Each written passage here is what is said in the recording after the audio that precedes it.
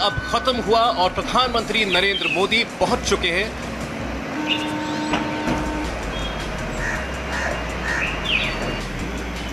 India TV के chairman और editor in chief Rajat Sharma और मैनेजिंग डायरेक्टर रितु धवन ने प्रधानमंत्री का स्वागत किया और अब शुरू होने जा रहा है नरेंद्र मोदी का ऐतिहासिक इंटरव्यू। करोड़ों दर्शक अब वो देखने वाले हैं जो हिंदुस्तान के इतिहास में कभी नहीं हुआ। तो शुरू हो रहा है प्रधानमंत्री नरेंद्र मोदी का ऐतिहासिक इंटरव्यू सीधे जवाहरलाल नेहरू स्टेडियम से।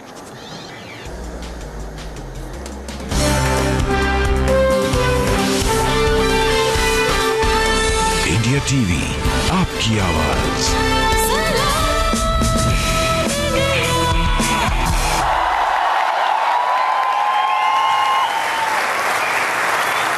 नमस्कार, इंडिया टीवी पर आपका बहुत बहुत स्वागत है। आज आप एक नए इतिहास के गवाह होने वाले हैं। कुछ ही देर में हम इतिहास का एक नया पन्ना लिखने वाले हैं। ये 17वां चुनाव है। 16 लोकसभा इलेक्शन हुए, 15 प्रधानमंत्री हमने देखे, लेकिन पहली बार एक प्रधानमंत्री जनता के सामने आएंगे अपने 5 साल के काम का हिसाब देने। टीवी की दुनिया में ऐसा पहले कभी नहीं हुआ। प्लीज वेलकम भारत के प्रधानमंत्री नरेंद्र दामोदर दास मोदी।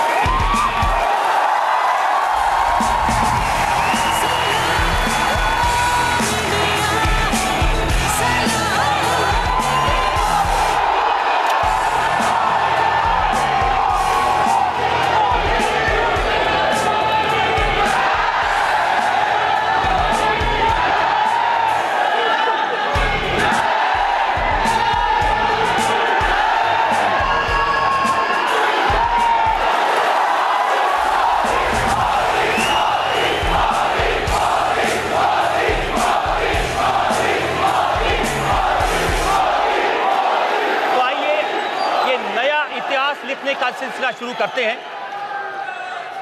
मोदी जी, 5 साल बाद मोबाइल पर फिर से मैसेज आ रहे हैं कि देश की उम्मीदों का नाम है मोदी और दुश्मनों की मौत का पैगाम है मोदी। एक और मैसेज आया, ये आज बिहार से मुझे किसी ने भेजा। मोदी ने कर दिया ऐलान, कान खोलकर सुन लो इमरान, कहता सारा हिंदुस्तान अब नहीं बचेगा पाकिस्तान। अब एक और मैसेज आपको सुनाता हूं। घर में घुसकर मारा है, कब्र तुम्हारी खोदी है, दिल्ली की गद्दी पर बैठा बाप तुम्हारा मोदी है।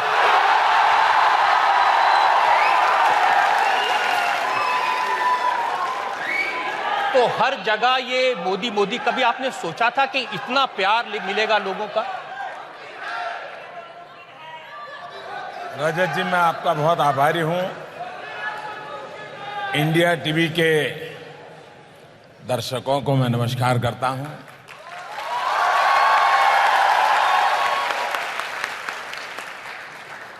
चुनाव के 4 चरण हो चुके हैं, 3 बाकी हैं। इस बीच आपसे बात करने का आज अवसर मिला है, लेकिन आपने शुरुआत जनता के नाम से की है और वैसे भी आप जनता के पत्रकार हैं। पहले तो मैं इसमें सामान्य मानवीय की जो क्रिएटिविटी है उसको एंजॉय करता हूं।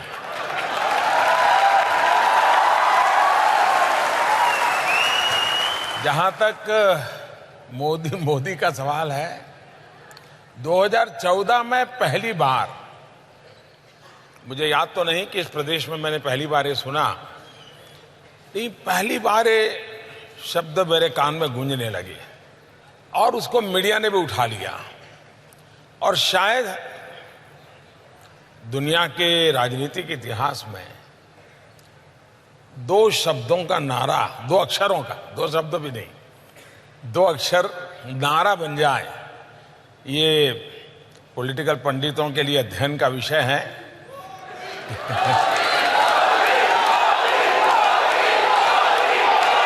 लेकिन जनता ने जो प्यार दिया है, जनता जिस प्यार से इन बातों को बताती है, उसमें किसी के प्रति गुस्सा भी है, किसी के प्रति नफरत भी है, और मोदी के प्रति प्यार से ज्यादा विश्वास और अपेक्षाएं हैं। और इसलिए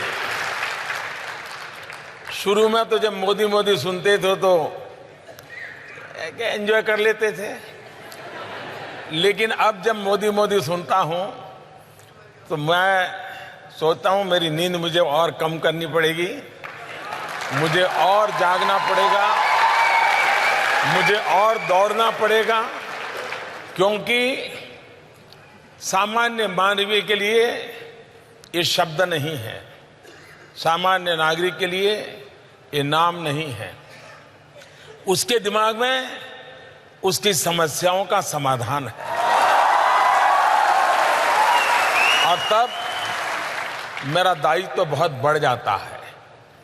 मैं देशवासियों को उनके इस प्यार के लिए सर झुका करके नमन करता हूं, लेकिन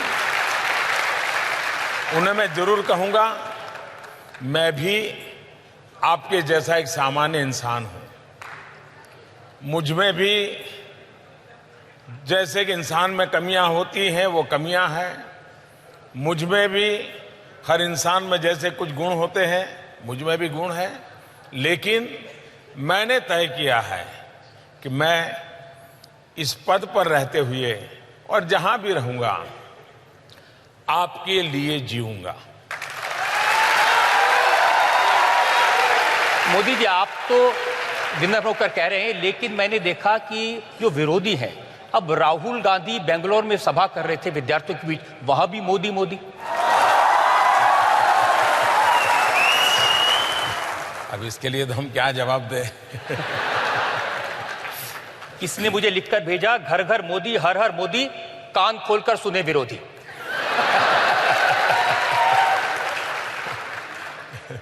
आपको नहीं लगता कि सारा का सारा कैंपेन, सारा का सारा भार आपके कंधों पर है? मुझे जरा भी नहीं लगता है। शायद मैंने इतने जीवन में चुनाव लड़े हैं और उससे ज्यादा लड़वाए हैं संगठन में रहते हुए। ये पहला चुनाव मैं ऐसा देख रहा हूं जो दल नहीं लड़ रहा है, देश लड़ रहा है। ये पहला चुनाव है जो भारतीय जनता पार्टी का कार्यकर्ता से जनता कई कदम आगे है। शायद ये चुनाव ऐसा है कि मुझे चुनाव के लिए कोई मेहनत नहीं करनी पड़ रही। मुझे जो मेहनत पड़ रही है और जो मेहनत मैं कर रहा हूं, वो चुनाव के लिए नहीं कर रहा हूं। 5 साल इस देश ने मेरा साथ दिया है, मुझे आशीर्वाद दिए हैं, तो ये मौका है कि मैं उनका धन्यवाद करने जाता हूं, सर झुका करके नमन करने के लिए जाता हूं। मोदी जी, 5 साल पहले जब प्रधानमंत्री बने तो सबसे बड़ी चिंता लोगों की थी, भाई ये तो गुजरात के मुख्यमंत्री रहे, कोई अनुभव नहीं है, विदेश नीति कैसे चलेगी। तो कुछ तस्वीरें मैं दिखाना चाहता हूं कि कैसे आपने विदेश नीति को बाएं हाथ का खेल बना दिया। कुछ तस्वीरें हम देखें।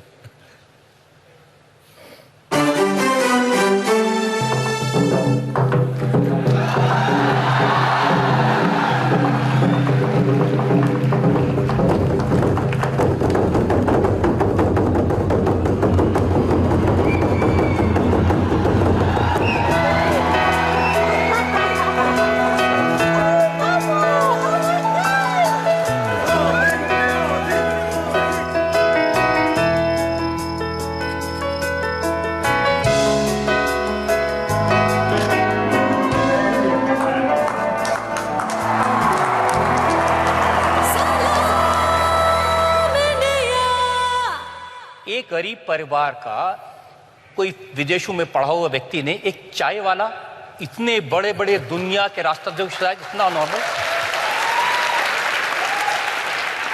आपने सही कहा, जब मैं 2014 का चुनाव लड़ रहा था तो उस समय मेरी सबसे बड़ी आलोचना जो होती थी ये होती थी, लेकिन प्रधानमंत्री बनने के बाद मुझे जब शपथ का निमंत्रण मिल गया और मैंने सार्क देश के नेताओं को इनवाइट किया तो ये सारे पंडितों के लिए समस्या हो गई कि ये क्या हो गया कि ये शपथ अभी लिया नहीं है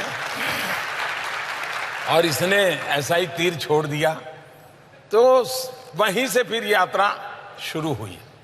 मेरा बैकग्राउंड क्या है क्या नहीं है उसका मेरे काम, मेरे सपने, मेरे प्रयास उससे कोई लेना देना नहीं है। लेकिन अमेरिका ने तो मोदी जी आपको वीजा नहीं दिया था कई साल तक और फिर 5 बार अमेरिका वीजा नहीं दिया, इतना ही नहीं, वीजा कैंसिल करने का थप्पा लगाया था। और अब ट्रंप कहते हैं कि मेरे पारिवारिक रिश्ते हैं, इवांका आपकी बहन है। लेकिन दुनिया में आज जो आपने जो चीजें दिखाई है, दुनिया के सभी बड़े प्रमुख लोग थे, दिमाग से ज्यादा व्यक्तिगत रूप से मैं दिल से काम लेता हूं।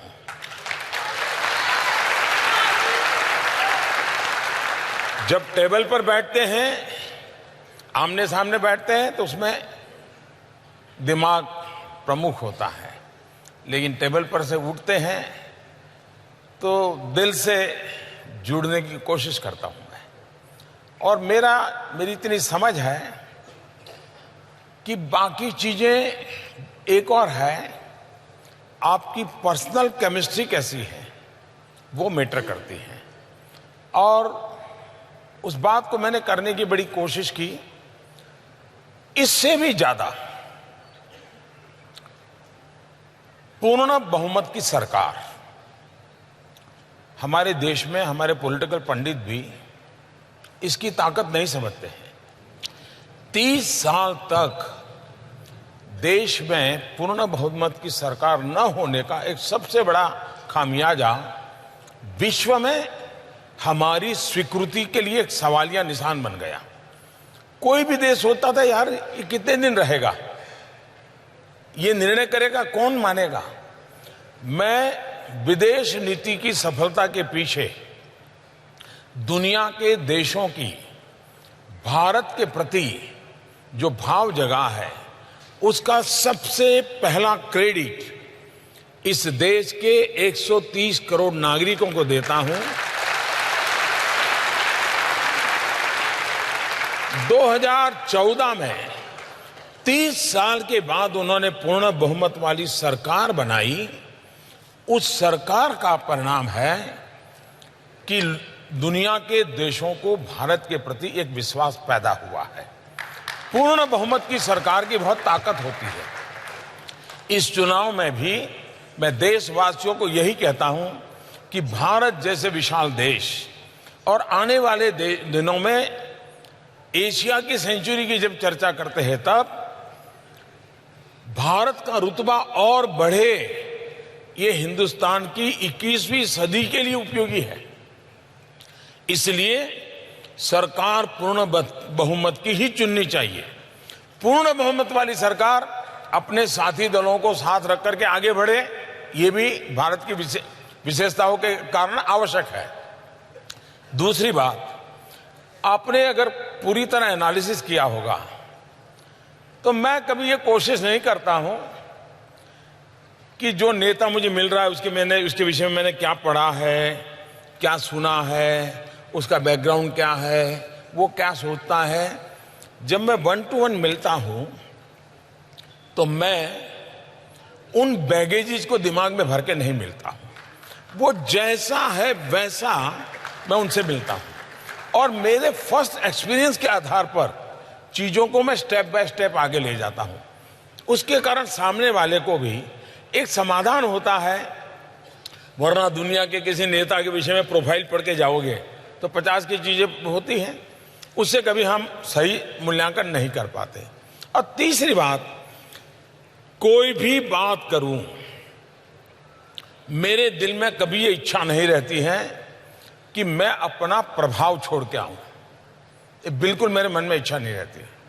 मेरे दिल में एक ही भाव रहता है, मैं उसे हिंदुस्तान के लिए आकर्षित करके ले जाऊं वापस, उसको भारत के लिए अट्रैक्ट करूं। आपका एक सीक्रेट मेरे पास में, एक तस्वीर, वो मैं जरा लोगों को दिखाना चाहता हूं। कहां से कहां आप पहुंच गए। जब आप पहले अमेरिका गए थे तो कैसे आप व्हाइट हाउस के बाहर खड़े हैं, ये तस्वीर मैं जरा आपको दिखाना चाहता हूं।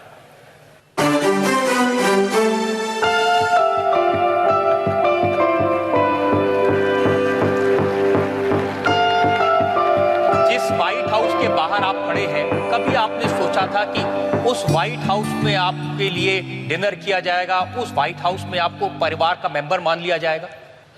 ऐसा तो कभी सोचा नहीं था, लेकिन मेरा पता नहीं बचपन से आत्मविश्वास इतना है। और एक कारण है, वैसे ये सबके सामने बोलना अच्छा है नहीं है मैं नहीं जानता हूं, लेकिन बोल देता हूं।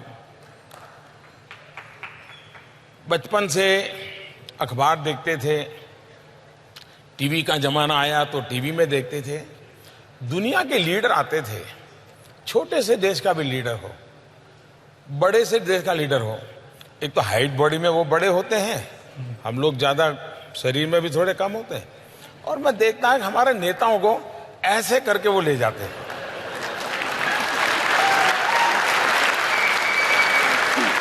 ये चीज मुझे बड़ी अखरती थी। मेरे देश के प्रधानमंत्री किसी भी दल की क्यों ना हो, ये बाहर वाले ऐसा करके ले जाते हैं। मेरे मन में रहता था मेरा देश स्वाभिमान से खड़ा होगा, ये मेरे मन में भाव भरा पड़ा था। ये क्यों था मैं नहीं जानता, और इसलिए मुझे 2014 में पूछा तो मैंने कहा था,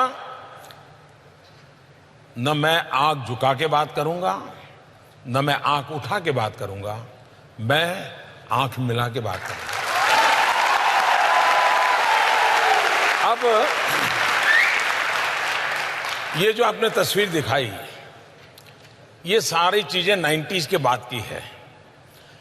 स्वामी विवेकानंद जी के शिकागो का जो लेक्चर था, उसकी जो शताब्दी हुई, उस शताब्दी के निमित्त मैं अमेरिका शिकागो में एक कार्यक्रम के लिए गया था। कोइंसिडेंट ऐसा था, उसी समय अमेरिकन एम्बेसी के द्वारा एक यंग लीडर कॉन्फ्रेंस के लिए मुझे इनवाइट किया गया था। वो करीब 4 हफ्ते का कार्यक्रम था। तो ये अमेरिकन गवर्नमेंट के कार्यक्रम के तहत हम लोग वहाँ अलग अलग जगह पे जाते हैं, उसमें से एक तस्वीर है। लेकिन तब मुझे ये पता नहीं था कि मुझे भी कभी व्हाइट हाउस में आकर के अपनी माथापच्ची करनी पड़ेगी, यह हमें मालूम नहीं था। ये बात सही है, चाहे ओबामा परिवार हो, चाहे ट्रंप परिवार हो, चाहे क्लिंटन परिवार हो, या बुश का भी, जिन लोगों से मेरा संबंध आया है, अपनापन सबके साथ है मेरा। ट्रंप के बारे में तो लोग कहते हैं बहुत टेढ़े इंसान हैं, और लेकिन उनसे आपने ऐसी आत्मीयता कर ली, वो कहते हैं इवांका मोदी जी के फैन है। पहले तो दुनिया के नेताओं के संबंध में हम किसी तीसरे के द्वारा जो जानते हैं ना, वो सही नहीं है जी, ऐसा नहीं करना चाहिए। मेरा खुद का एक्सपीरियंस बिल्कुल ही जो सुनता हूं से अलग है, बिल्कुल अलग है जी। और ये बात सही है, मैं आपको बताता हूं।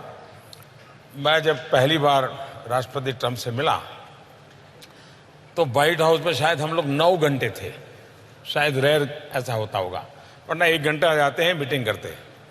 अच्छा, वो मुझे ले गए अपना पूरा व्हाइट हाउस दिखाने के लिए।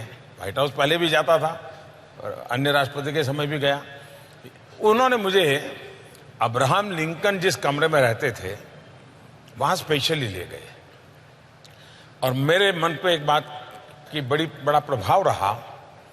न उनके हाथ में कोई कागज था, कुछ नहीं था। उन्होंने उस कमरे में जो टेबल था, कौन सा एग्रीमेंट हुआ था, कौन सा साइन हुआ था किसके साथ, सारा हिस्ट्री डेट वाइज वो ऐसे ही बोल रहे थे बिना कागज। I was impress. और वो भी मुझे प्यार से, इवन अपना खुद का कमरा भी वो मुझे देखने के लिए ले गए। काफी देर हम साथ रहे। पूरा परिवार उन्होंने बुला के रखा था और स्वाभाविक है बाद में इवांका का भारत आना हुआ, उनके दामाद भी अभी थोड़े दिन पहले आए थे, तो एक प्रकार से पारिवारिक रिश्ता बन जाता है। लेकिन इसमें क्रेडिट मोदी को कम जाती है। इसके मूल में 125 करोड़ हिंदुस्तानी है। पहले क्या होता था, हमारे ऐसी सरकारें चली उस परिवार को ही प्रोजेक्ट करते रहे, दुनिया में परिवार को ही, मेरे दादा, मेरे नाना, मेरे पिता, मेरी मां वगैरह वगैरह।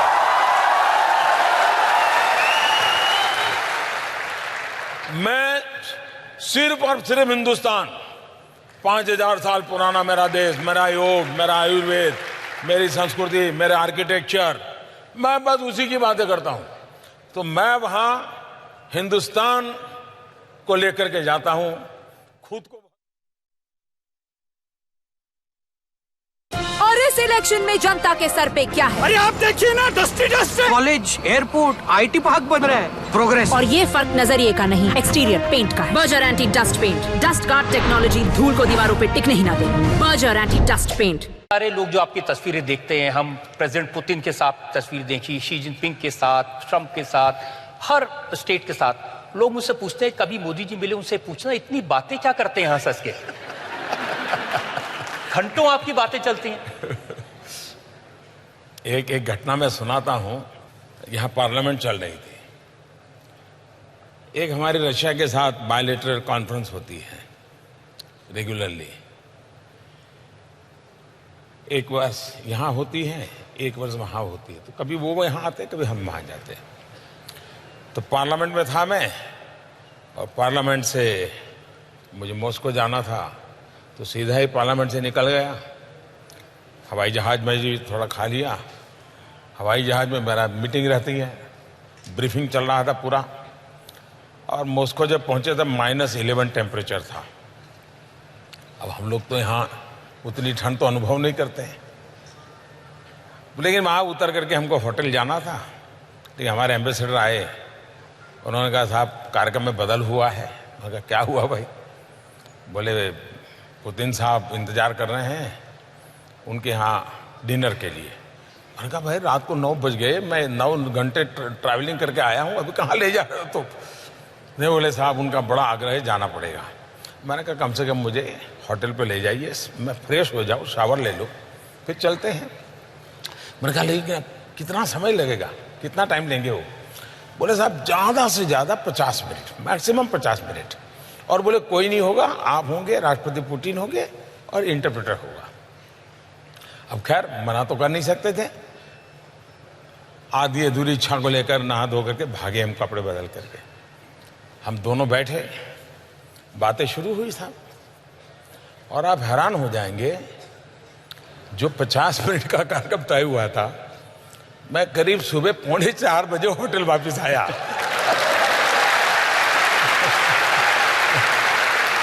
बहुत सारी कहानियां हम सुनते हैं। अर्जेंटीना के प्रेसिडेंट, उनकी जो वाइफ है वो आपके लिए चाय बना के आई जी। सिंगापुर के जो प्रेसिडेंट हैं वो, उनकी वाइफ आपको एक रेस्टोरेंट में खाना खिलाने के लिए ले गए। अर्जेंटीना के राष्ट्रपति हैं, वे बहुत ही नई नई चीजें जानना सीखने के बड़े स्वभाव के हैं। और वहाँ उनके कैपिटल के वो प्राइम मेयर भी रहे, राष्ट्रपति बने। तो एक प्रकार से दोस्ताना संबंध इनडायरेक्टली पहले से बन गया था, परोक्ष रूप से एक दूसरे से बातें करते। तो उनका मुझे मैसेज आया कि हम जर्मनी में मिलने वाले थे। उनका कहना था कि मैं मेरे परिवार के साथ आना चाहता हूं, अगर आप समय निकालेंगे तो। मैंने कहा ठीक है। तो उनका फैमिली और हम कुछ समय साथ बिताए जर्मनी में, तब से दोस्ती हो गई। अभी मैं अर्जेंटीना गया था तो अपने घर ले गए, मैं गया था। अब वो रेगुलरली एक चाय पीते हैं वहाँ की, वो चाय का बर्तन भी अलग होता है। तो उन्होंने मुझे वहाँ पिलाई, तो मैंने वैसे स्वाभाविक कर्टसी के रूप में भी कहते हैं बहुत अच्छी है। अभी वो जब भारत आए तो उनके श्रीमती जी स्पेशली वो चाय बनाने का पॉट और चाय वगैरह सब लेके आई, और राष्ट्रपति जी ने खुद ने बना करके मुझे पिलाया। तो आपकी जानकारी सही है। तो चाय वाले को चाय वाली, चाय वाले को चाय अच्छी लगती है। वैसे ही एक बार सिंगापुर में एक कार्यक्रम के लिए मुझे निमंत्रित किया गया था। मैं कीनोट स्पीकर था सिंगापुर, लेकिन वो उनका बड़ा महत्वपूर्ण कार्यक्रम होता है और स्वयं प्रधानमंत्री ऑडियंस में थे। बड़ा लेक्चर था। खैर मैं ट्रैवलिंग करके पहुंचा था। मेरा ऐसा ही रहता है, बिल्कुल एक के पीछे एक कार्यक्रम लगे रहते हैं। तो मैं एक कार्यक्रम करके पहुंचा था, स्नान करके कपड़े बदल करके लेक्चर करने गया था और काफ़ी मैं देशों का टूर करके आ रहा था। पूरा हुआ तो उनकी पत्नी का भी वहाँ के सार्वजनिक जीवन में बड़ा स्थान है। वहाँ जो प्रधानमंत्री हैं उनके पिताजी को मैं बहुत आदर करता रहा हूँ, पहले भी मैं उनके विषय में काफ़ी करता था। तो उनकी श्रीमती जी ने कहा क्या कार्यक्रम है। मैंने कहा आप तो इतना दौड़ धूप करके आया हूँ, अब जाऊँगा, कल के कार्यक्रम का ब्रीफिंग वगैरह लेना है। तो बोले चलिए कहीं खाना खाना जाते हैं। अब मैं ना नहीं कर पाया, तो हम तीनों लोग चले गए। तो वहाँ इंडियन एक गली है, इंडियन रेस्टोरेंट है। एक 6 टेबल वाली छोटी सी रेस्टोरेंट में मुझे ले गए। तो बाकी लोग बैठे हुए थे, 1-2 टेबल वालों को रिक्वेस्ट करके खाली किया और वहाँ हम खाए। उन्होंने सारी इंडियन डिशें, साउथ इंडियन, वो सब मंगवाई और मुझे खिलाई और हम 3 ही लोग बैठे थे, बाकी लोग अपना खाना खा रहे थे। आज भी सिंगापुर के लाइफ में 2 प्रधानमंत्री का एक छोटे रेस्टोरेंट में बैठ करके खाना खाना, अब वहाँ मुझे सिक्योरिटी की समस्या थोड़ी कम होती है तो ये सुविधा भी मिल जाती है, लेकिन इन चीज़ों का प्रभाव बहुत होता है, बहुत होता है। सबसे ज्यादा आश्चर्य हुआ लोगों को जब शी जिनपिंग को आपने अपने बर्थडे पर बुलाया, गुजरात में बुलाया, झूला झुलाया, साबरमती पे घुमाया। क्योंकि चीन के राष्ट्रपति की, प्रधानमंत्री की इमेज तो हमारे जीवन में ऐसी होती थी, बिल्कुल कुछ बोलेंगे नहीं, माउस से तो एक बार स्माइल कर दिए तो बड़ी खबर होती, माउस स्माइल। वो आपके साथ झूला झूल रहे हैं। इसमें भी एक कहानी है जी। मैं जब प्रधानमंत्री बना तो दुनिया के देश के लोग एक कर्टसी कॉल करते हैं, आपको बधाई देते हैं। तो राष्ट्रपति शी का फोन आया, मेरा उनसे कोई परिचय नहीं था, पहली मुलाकात टेलीफोन पे हुई। तो फोन पर स्वाभाविक हम कहते हैं, उन्होंने मुझे कहा कि आप चाइना आइए, मैंने कहा आप हिंदुस्तान आइए, तो ये कर्टसी होती है। उन्होंने कहा कि भाई मुझे तुम्हारे गांव जाना है, फोन पे कहा पहले ही दिन। मैंने कहा मेरे गांव जाना है आपको? तो उनको प्रोनाउंसिएशन मालूम था, बोले वडनगर जाना है। बोले मालूम है वडनगर मुझे क्यों जाना है? मैंने कहा मुझे मालूम नहीं है। बोले ह्यूएन सांग, जो चीनी फिलोसोफर 800-1000 साल पहले यहाँ आया था, बोले वो तुम्हारे गांव में जाके रहा था और जब भारत से लौटा तो मेरे गांव में आके रहा था। तो बोले हम लोगों का बड़ा जाता है। मुझे ये तो मालूम थे कि ह्यूएन सांग भारत आए थे, मेरे गांव में रहे थे। उस समय जहां मेरा जन्म हुआ वहां 10,000 बौद्ध भिक्षुक की एक ट्रेनिंग सेंटर चलता था, हॉस्टल चलता था पता, और वो सब ह्यूएन सांग के वर्णन में है। तो बोले इसलिए मुझे गुजरात आना है। फिर डेट उन्होंने तय की, तब मुझे भी मालूम नहीं था कि डेट तय करने के पीछे मेरा जन्मदिन है। फिर वो आए, बाकी तो जो कार्यक्रम था वो हुआ। उसके बाद हम दोनों दिल्ली आए, दिल्ली में मीटिंग हुई। शायद 1962 के बाद चीन के किसी नेता का इतना बड़ा स्वागत उस दिन हुआ, क्योंकि 62 का उसके बाद एक बदलाव शुरू हुआ और भारत और चीन के एंगेजमेंट बढ़ने लगे हैं। लेकिन कांग्रेस पार्टी के अध्यक्ष राहुल गांधी को ये बात पसंद नहीं है। उनका ट्वीट मैंने देखा था, उन्होंने कहा कि झूला झुलाया, गले लगाया, क्या पाया, और ये भी कहा मोदी जी तो शी जिनपिंग से डरते हैं। आप कपिल शर्मा के शो की स्क्रिप्ट लिखते हैं क्या?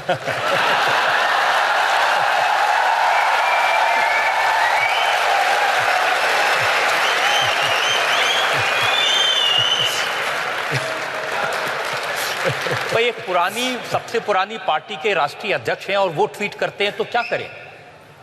उस पार्टी को सोचना चाहिए। अब वो कई दिन से कह रहे थे कि देखिए मसूद अजहर पर फैसला नहीं आया, मसूद अजहर पर फैसला नहीं आया, शी जिनपिंग ने अटका के रोक दिया मोदी जी को। इनकी समस्या ये है कि वो मोदी का पूरा अध्ययन नहीं करते हैं। वो अगर अध्ययन करते तो शायद 50-60% तो समझ सकते थे कि अब मोदी इस रास्ते से जा रहा है तो उधर जाएगा, लेकिन ये मेहनत नहीं करते। अब ये उनका प्रॉब्लम है। दूसरा, उनको जो बाहर के लोग दाना पानी डालते हैं उसी को उसमें से वो चीज बनाने की कोशिश करते हैं। अब देखिए वो कह रहे हैं कि मसूद अजहर को इलेक्शन के टाइम पे उनको डेजिग्नेट कर दिया टेररिस्ट। तो इनका प्रॉब्लम क्या है जी, पुलवामा हुआ और एकदम चालू पड़ गए, मोदी क्या कर रहा है, मोदी क्या कर रहा है, मोदी क्या कर रहा है। 40 लोग मारे गए, आपने देखा होगा, सुबह शाम मोदी क्या कर रहा है, मोदी क्या कर रहा है। अब किया तो किया क्यों।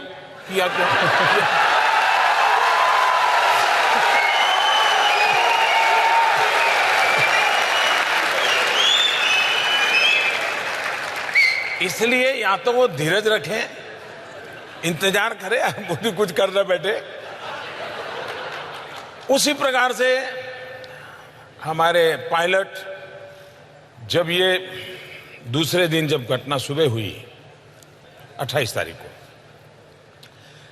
उनका एक F-16 हवाई जहाज तोड़ दिया, उनके पायलट मारे गए, लेकिन पाकिस्तान ने बड़े उत्साह में कह दिया कि हमने भारत का ये कर दिया। तो यहां इतनी खुशी हो गई इन लोगों को, अब मोदी बराबर शिकंजे में आया। और उसमें पता चला कि भारत का पायलट कैद किया गया है। अब उनको उनके जमाने का अनुभव था कि अब 2-4 साल तक तो आने वाला नहीं है।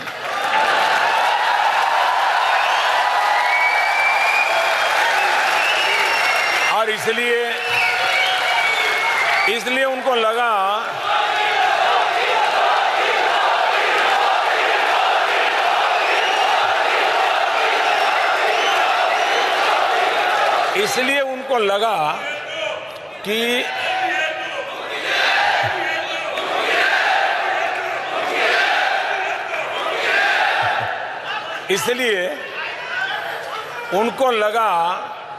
कि पायलट वाला मामला ऐसा है कि मोदी का बालाकोट और 1000 किलो का बम ये सब मिट्टी में मिल जाएगा। और कहते हैं कि शाम को कैंडल मार्च के कार्यक्रम भी तय हो चुके थे, पूरे देश में सूचनाएं जा चुकी थी, और अब मोदी बच नहीं सकता है। अब शाम को 4 बजते मामला बदल गया, उनकी बाजी उलट गई। अब ये मैं हैरान हूं जी, जो देश की सरकारों का एनालिसिस करने की जो पिछले 25-30 साल से जिन लोगों को आदत है ना, वो आज भी उसी पैरामीटर, उसी तौर तरीके से मेरी सरकार का भी एनालिसिस करते हैं, और इसलिए इनके सारे हिसाब किताब गलत निकलते हैं। अब ये बता दीजिए कि ये हमारे विंग कमांडर अभिनंदन को आपने छुड़वाया कैसे?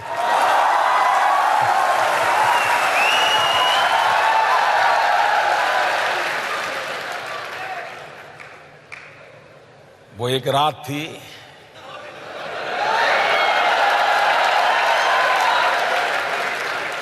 जिस रात में कहीं राज थे,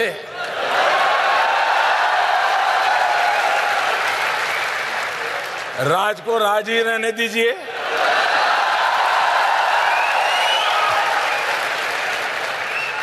एक अमेरिकन ने रिपोर्ट किया कि आपने 12 मिसाइल लगा दिए थे पाकिस्तान के सामने।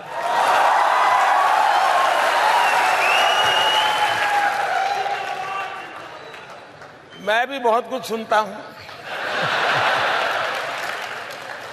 और ये 10 साल तक चाइना ने मसूद अजहर के मामले पर भारत को अटकाए रखा, ये कैसे आपने उनको मना लिया?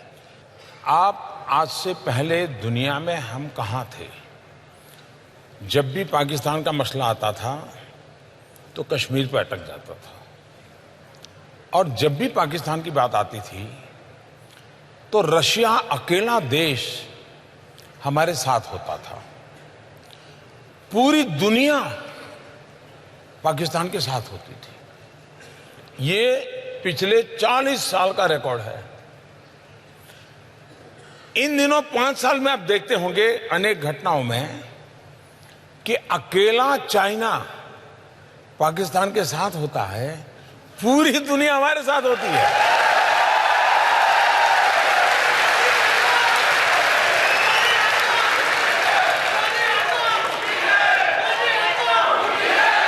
ये बहुत बड़ा बदलाव है, बहुत बड़ा बदलाव है।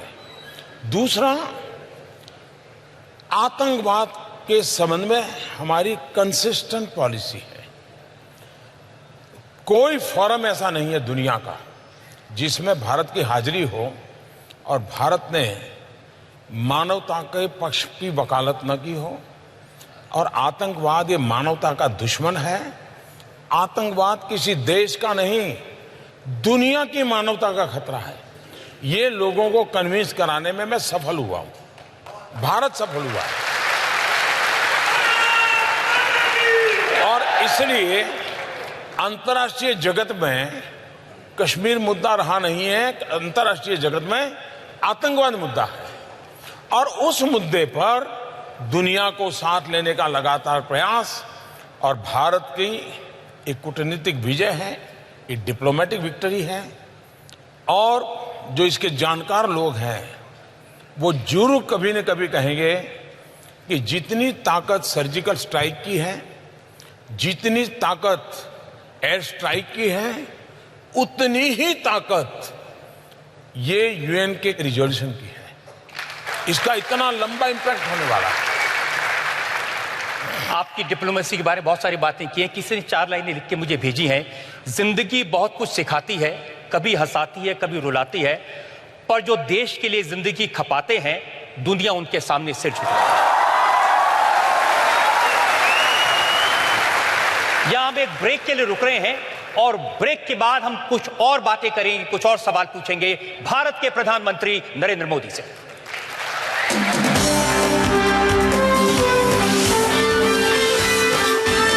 इंडिया टीवी, आपकी आवाज।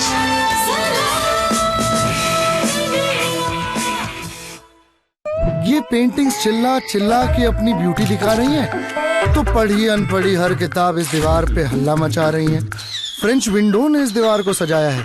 हर छोटा बड़ा चेहरा लुक एट मी चिल्लाया है। चारों दीवारें कितना भी चिल्लाएं, पर सारा अटेंशन ये शांत सुंदर 5वीं दीवार ले जाए। Havells Stealth series designer fans, जो दे मैक्सिमम एयर डिलीवरी और lowest noise. Havells fans ceiling art, बिना शोर मचाए सारा अटेंशन ले जाए।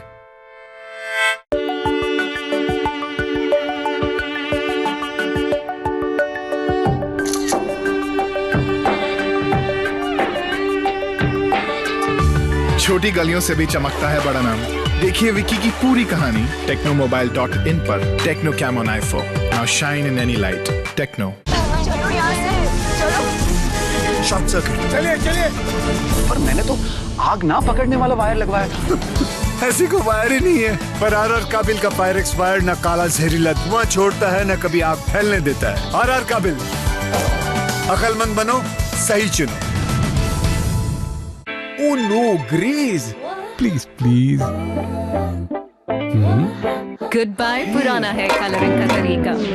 Halon Streax insta shampoo hair colour, इसे सूखे बालों पे लगाएं और 5 मिनट में धो डालें। हेयर कलर करना अब शैम्पू जितना आसान। Streax insta shampoo hair colour.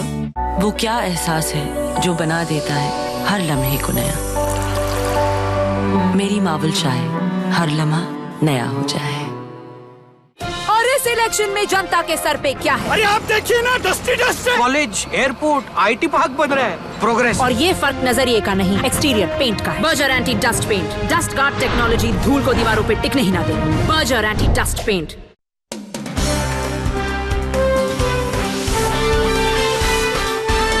India TV, आपकी आवाज।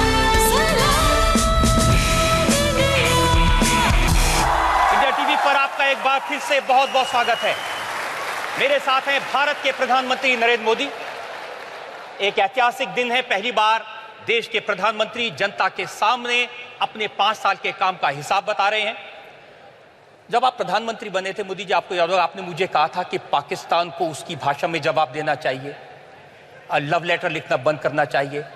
आप प्रधानमंत्री बने, आपने नवाज शरीफ को इनवाइट कर लिया और फिर उनके यहाँ आप बर्थडे मनाने, केक काटने भी चले गए। 2008 में हम लोगों को 26/11 याद है, लेकिन अगर 2008 देखेंगे, शायद ही कोई महीना ऐसा गया है 2008 में जब कहीं न कहीं बड़ा बम धमाका न हुआ और बड़ी संख्या में लोग मारे न गए हो। पूरा 2008 का यही सिलसिला चलता रहा। 26/11 तो एक आखिरी टॉप था, ऐसा कह सकते हैं। इतनी सारी घटनाएं होने के बावजूद भी कुछ नहीं हुआ। और तब जाकर के मैंने कहा था ये, और शायद आपकी अदालत में मैंने एक बार कहा था कि लव लेटर लिखना बंद करो। और आपने देखा होगा वो लव लेटर लिखते थे, मोदी लड़ाकू विमान भेजता है।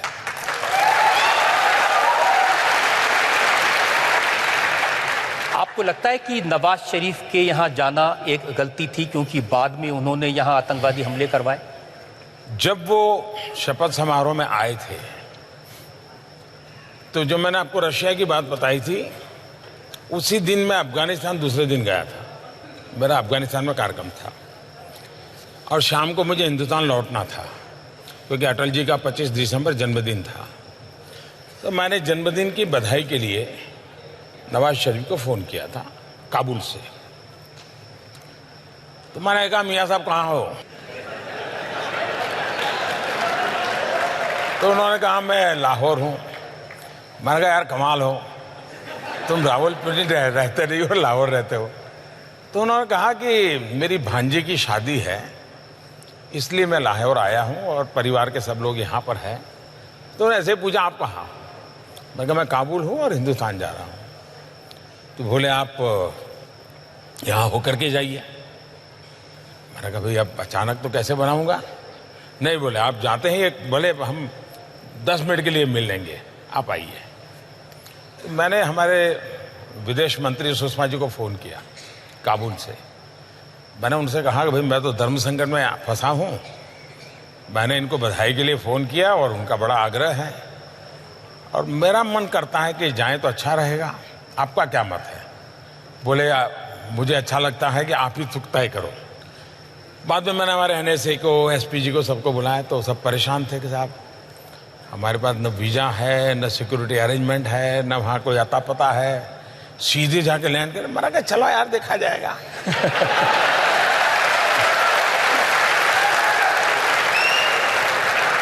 तो हम लाहौर गए एक सदिच्छा से, क्योंकि वो मेरे यहाँ शपथ समारोह में आया तो मुझे लगता था कि शायद ये जेन्युइन व्यक्ति हैं, कुछ कर पाएंगे। और मुझे सिर्फ कर्सी कॉल करना है। तो हम करीब आए, वहाँ पहुँचे तो उनका भाई मेरे हेलीकॉप्टर में मेरे घर जाना होगा। नॉर्मली एक देश का मुखिया दूसरे देश में किसी दूसरे के जहाज में नहीं बैठता है, सोचता है 50 बार। मैंने कहा, चलो यार। तो हम उनके हेलीकॉप्टर में बैठ गए। तो उनके हेलीकॉप्टर में हम गए, उनके परिवारजनों से मिले, चाय वगैरह पिया, गुड़ी गुड़ी बातें हुई। बाकी तो कोई सीरियस नहीं, काफ़ी लोग थे हम लोग। लेकिन पूरे पाकिस्तान में एक मैसेज गया कि भारत सचमुच में पाकिस्तान का बुरा नहीं चाहता है। और ये सबसे बड़ी सफलता थी मेरी 1 घंटे की इस विजिट की। कॉमन मैन, पाकिस्तान के कॉमन मैन के दिल में जो झूठ फैलाया गया था, उसको मैसेज चला गया कि हिंदुस्तान पाकिस्तान की आवाम का भला चाहता है।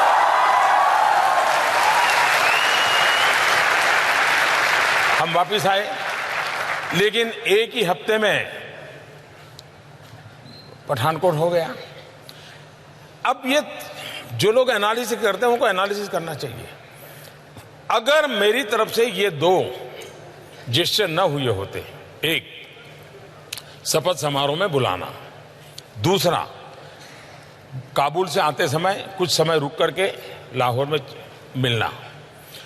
इन दो का इतना पॉजिटिव एनवायरनमेंट था कि विश्व को पठानकोट, उरी के बाद की घटनाएं या पुलवामा, ये समझाने में मुझे मेहनत ही नहीं पड़ रही है। लोग की दुनिया मान गई कि मोदी सच है। देखिए, उसने कोशिश की थी, ये गड़बड़ पाकिस्तान की है।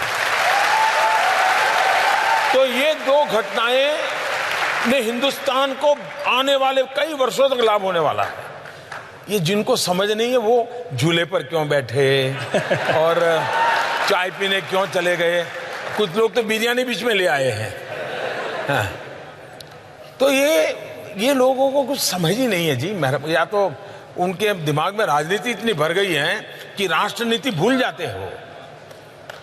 राष्ट्रनीति सर्वोपरि होती है, राजनीति तो बात की बात होती है। लेकिन देश का दुर्भाग्य है कि अब, और मेरे नसीब में ऐसा विपक्ष मिला है, मैं क्या करूं। मोदी जी, इमरान खान को शिकायत है, उन्होंने बताया कि मैं जब प्रधानमंत्री बना तो आपको फोन किया, आपसे उन्होंने कहा कि मैं पठान का बच्चा हूं, सच बोलता हूं, तो एक मौका तो उन्हें भी मिलना चाहिए। इमरान खान से मैं पहले भी मिला हूं, विस्तार से मेरी बातचीत भी हुई है। जब वो प्रधानमंत्री यानी उनकी पार्टी के सबसे बड़े नेता चुन करके आए तो मैंने टेलीफोन भी किया था, देश के एक मुखिया के नाते। और तब भी मैंने उनसे कहा था, देखिए, इतने बार हमने लड़ाइयां लड़ ली, हर बार आपकी पिटाई हुई।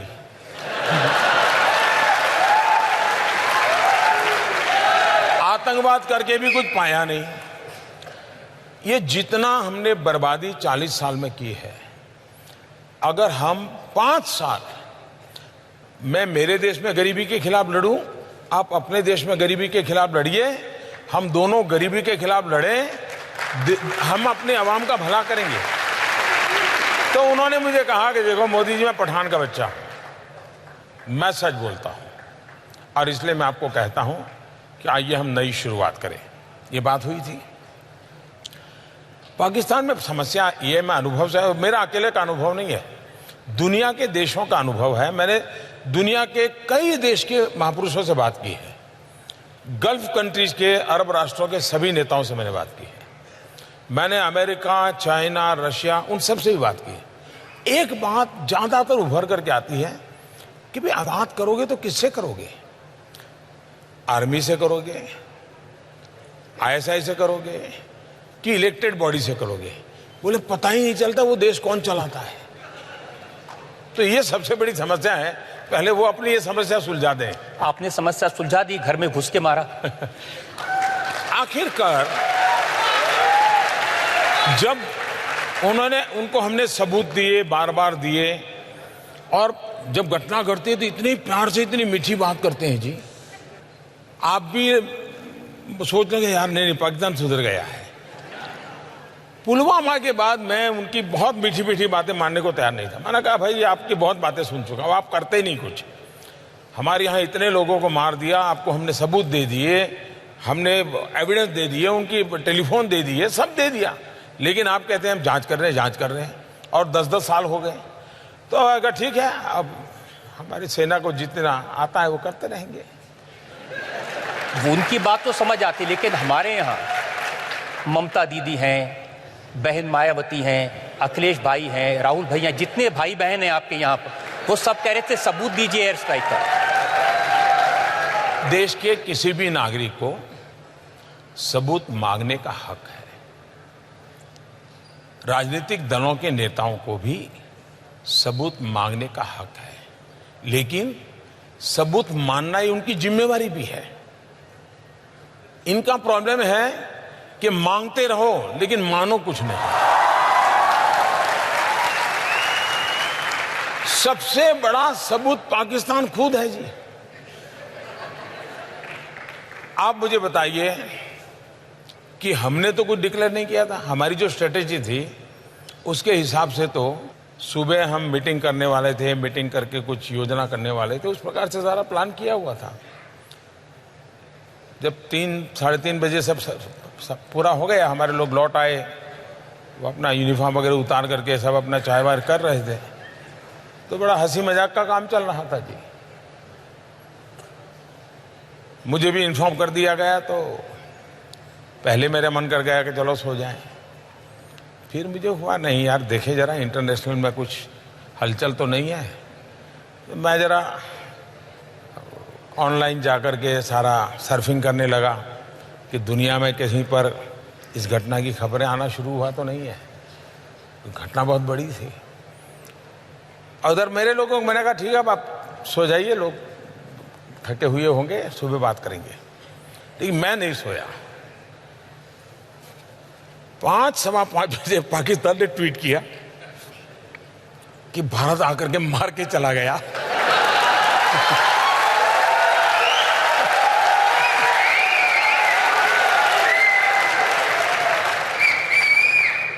तो मैं फिर समझ गया कि मामला वो सिंपैथी गेन करने के लिए कुछ कर रहे हैं। रोना शुरू कर दिया इन्होंने। तो मैंने फिर हमारे लोगों को इकट्ठा किया और मैंने कहा भाई तुरंत बैठना पड़ेगा। तो जो रात भर जगे थे लेकिन फिर भी इकट्ठे हुए, फिर परिस्थिति का मूल्यांकन किया, फिर आगे की रणनीति हम बनाते रहे। ये सही है कि पाकिस्तान ने बालाकोट के उस इलाके में जंगलों में कुछ मिसाइल गिराए निशान बनाने के लिए, ताकि दुनिया को बता सकें कि भारत का निशाना चूका? ये इस विषय के जो जानकार लोग हैं इन्होंने खोज के निकाला है कि, और जिसकी चर्चा पिछले 2-3 दिन से ज्यादा हो रही है, इस सब्जेक्ट के एक्सपर्ट हैं उन्होंने कि भाई अब उनके लिए मुसीबत थी कि भारत ने आकर के यहाँ किया है तो ये सिद्ध हो जाता था कि यहाँ टेररिस्ट कैंप था, क्योंकि इतने बड़ी पहाड़ी में घने जंगल में एक अकेली इकलौती बिल्डिंग और जिसमें भी 600 लोगों की रेसिडेंशियल एकोमोडेशन, तो हर किसी को सवाल उठता है कि क्या था। इसलिए इनके लिए इसको छुपाने के लिए कोई न कोई रास्ते ढूंढने ही पड़ेंगे। पाकिस्तान के लिए दोनों तरफ से मौत है। ये भी कहे कि यहां कोई आया था, बम गिरा था, तो भी फंस रहे हैं। और वो इतने डर गए थे जी, वो गलतियां पर गलतियां चले। विमान उनका गिरा, उन्होंने कह दिया हिंदुस्तान का गिरा। पायलट उनका मरा, उन्होंने कह दिया हिंदुस्तान का मरा। यानी वो बिल्कुल ही बैलेंस खो चुके थे। और बैलेंस खोने का कारण था कि इतनी बड़ी घटना उनके लिए असंभव थी जी। और अभी भी उस सदमे में से बाहर नहीं आए। ये तो भारत में अगर चुनाव ना होते ना, अगर चुनाव ना होते और ये तू मैं ना होती और सामान्य दिवसों में घटना हुई होती, तो विश्व की जो महत्वपूर्ण मिलिट्री ऑपरेशंस हुए हैं इसकी उसमें गिनती होती जी। ये चुनाव के तू मैं में भारत के वीरों के पराक्रम को हमने नजरअंदाज किया है। और इसलिए मैं तो ईश्वर से प्रार्थना करता हूं कि चुनाव नतीजों के बाद शांति से इसके एक्सपर्ट हो, वो देश को समझाएं कि भारत के लोग कितने पराक्रमी हैं, कितना बढ़िया काम किया है। लेकिन जो विरोधी दल के नेता वो भी काफी पराक्रमी हैं। कांग्रेस के नेता बीके हरिप्रसाद, उन्होंने कहा कि जो पुलवामा में हमला हुआ ये नरेंद्र मोदी और इमरान खान के बीच मिली भगत थी, ये मैच फिक्सिंग था। कहते भी दीवाने, सुनते भी दीवाने और सुनाने वाले भी दीवाने।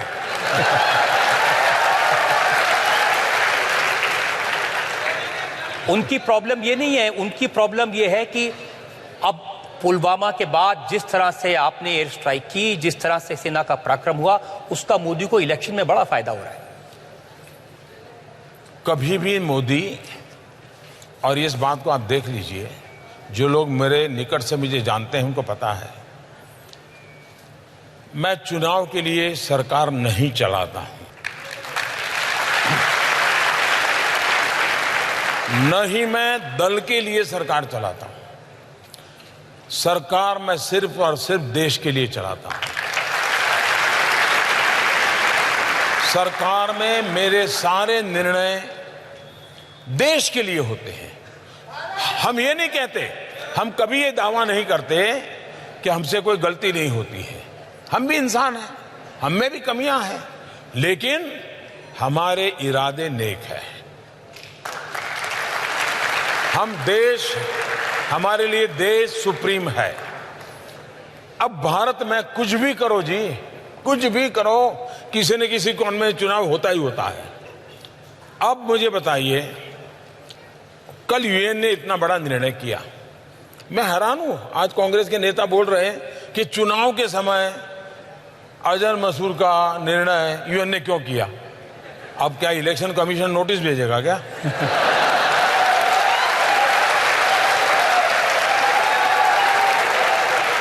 क्या यूएन की मीटिंग मोदी तय करता है क्या?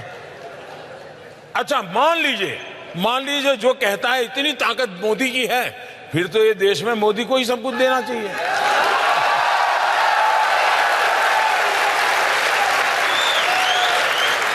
अगर यूएन से जो चाहे वो मोदी करवा सकता है, यूएन में चाहे वो डेट तैयार करवा सकता है, यूएन के अंदर 4 फेज के चुनाव के बाद फिर एक तय तारीख करके करता है ताकि 3 फेज में फायदा हो, ये सब मोदी कर सकता है, तो फिर 130 करोड़ देशवासियों के लिए मोदी के बढ़कर और कौन चाहिए?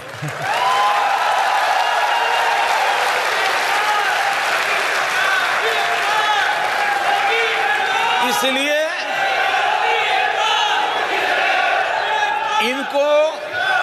इनको समझ ही नहीं है कि वो क्या बयान करी। उनके दिमाग में चुनाव इतना भरा है। यूएन निर्णय करे चुनाव। अभी यूएई ने उसके देश का एक सबसे बड़ा सम्मान मुझे दिया, उसमें भी उनको चुनाव दे दिया। अब रशिया ने एक बहुत बड़ा अवार्ड दे दिया, उसमें भी उनको चुनाव दे दिया।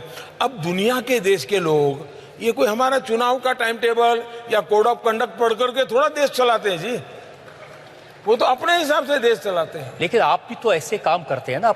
आप पुलवामा हुआ, पाकिस्तान को पता था कि आप कुछ ना कुछ तो करने वाले हैं, मोदी खाली तो बैठेगा नहीं, और पाकिस्तान ने पूरी तैयारी की थी उसको रोकने की, तो भी गए और बिना खरोंच हुए वापस आ गए।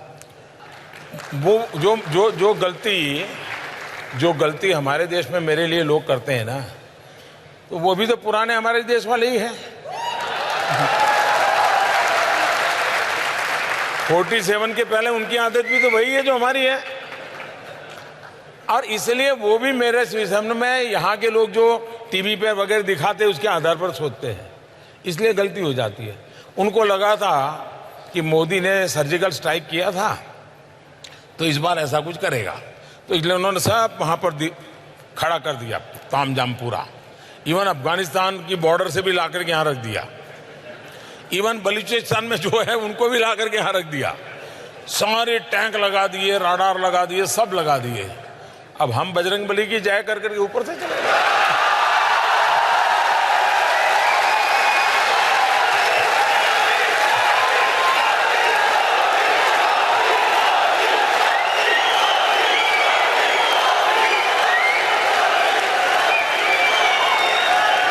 आज मैंने हमारे पूर्व प्रधानमंत्री डॉक्टर मनमोहन सिंह का एक इंटरव्यू पढ़ा है।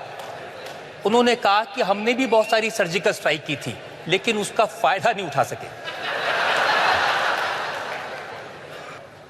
अब वो एक ऐसा उनका कांग्रेस के पास अभी एक ही पूर्व प्रधानमंत्री है। पहले रिमोट से सरकार चलवाई जाती थी एक परिवार के द्वारा, और रिमोट से कुछ बुलवाया जाता है। लेकिन आपको इस बात की चिंता नहीं हुई? महबूबा मुफ्ती जब मुझे मिली, उन्होंने कहा कि मोदी जी को ये बात जरूर कहिए कि अब पाकिस्तान न्यूक्लियर पावर है, कुछ करना नहीं चाहिए, कुछ भी हो सकता है। मैं हैरान हो जाता हूं कि जो लोग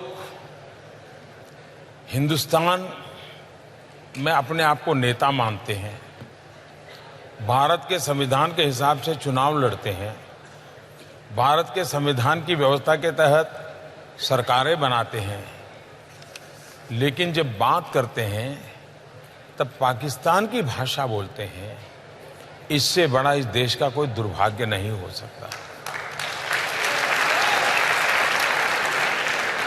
जहां तक न्यूक्लियर का सवाल है, भारत एक बहुत ही जिम्मेवार देश है और पूरी दुनिया में हम एक रिस्पॉन्सिबल कंट्री के रूप में हम जाने जाते हैं, और हमारा आचरण से जाने जाते, शब्दों से नहीं। हम ही हैं जिन्होंने न्यूक्लियर की हमारी डॉक्ट्रिन में नो फर्स्ट यूज ये डिक्लेयर किया हुआ है, दुनिया के दबाव में नहीं किया है। ये अटल बिहारी वाजपेयी जी ने डॉक्ट्रिन में भारत की हिम्मत की बात है ये कहा है, और भारत उसमें टस से मस नहीं है। कोई भी सरकार आए तो मैंने एक दिन अभी कह दिया है कि भैया बहुत हो गया, ये खिलौना नहीं है, ये एक रिस्पॉन्सिबल कंट्री का व्यवहार होता है, और भारत इस विषय में रिस्पॉन्सिबल है। आप रामधारी सिंह दिनकर की एक कविता मुझे किसने भेजी है आपको बताने के लिए, आपने जो पाकिस्तान के दिल में आतंकवाद के लिए जो डर पैदा किया। क्षमाशील हो रिपु समक्ष तुम हुए विनीत जितना ही, दुष्ट कौरवों ने तुमको कायर समझा उतना ही, सच पूछो तो शर्मे ही बस्ती दीप्ति विनय की, संधि वचन संपूज्य उसी का जिसमें शक्ति विजय की। मैं जिन्होंने इस रचना की है उनको बधाई देता हूं। शक्ति का अपना एक सामर्थ्य होता है, लेकिन शक्ति का प्रगटीकरण संस्कार से कंट्रोल होना चाहिए, संस्कार के अधिष्ठान पर शक्ति होनी चाहिए, वरना शक्ति रावण के पास भी थी।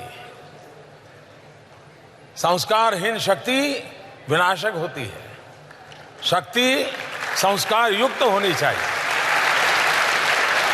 मोदी जी एक ब्रेक ले लेते हैं, फिर एक ब्रेक के लिए हम रुकते हैं और ब्रेक के बाद बात करेंगे देश की राजनीति की, चुनाव की और मोदी सरकार की उपलब्धियों की। ब्रेक के बाद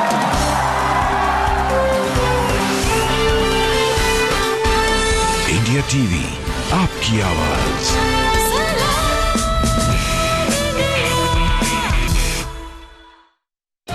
इलेक्शन में जनता के सर पे क्या है? अरे आप देखिए ना, dusty dust college, airport, IT park बन रहा है, प्रोग्रेस। और ये फर्क नजरिए का नहीं, एक्सटीरियर पेंट का है। Berger anti dust paint, dust guard technology धूल को दीवारों पे टिकने ही ना दे। Berger anti dust paint. Thank God हमारी शादी हो गई। क्यों? बॉयफ्रेंड को हर छोटी सी छोटी चीज का ध्यान रखना पड़ता है, जैसे ढंग के कपड़े पहन के आना, लेकिन अब नहीं करना पड़ेगा। अब नो टेंशन। अरे बेबी, बॉयफ्रेंड भले ही छोटी सी छोटी चीज का ध्यान न रखे, ये हस्बैंड तो रखेगा। अच्छा लगता है ना जब कोई आपकी हर छोटी बड़ी चीज का ध्यान रखे। लॉयड ग्रैंडे एयर कंडीशनर्स दे आपको रैपिड कूलिंग वाईफाई कंट्रोल के साथ। थैंक गॉड हमारी शादी हो गई। ख्याल रखेंगे, खुश रखेंगे।